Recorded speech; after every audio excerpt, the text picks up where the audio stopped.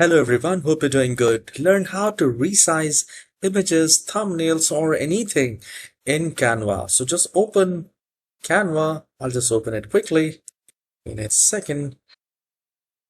And let's say this is the image which I want to resize.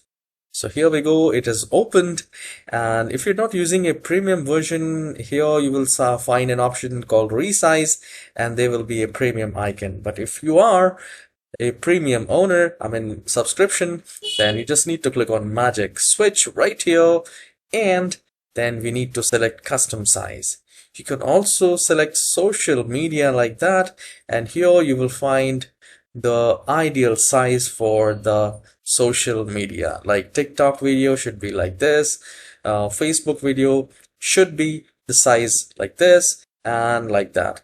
If you want the custom, just go back and click on custom size, and from here you can mention whatever you want. So let's say if you want 1280 by 720, which is a thumbnail size, you can do that, and then you can simply click on continue and you can resize it. There is one more free way to resize the image, but that will not be very vast. You just need to click on download, and from here you can change the size.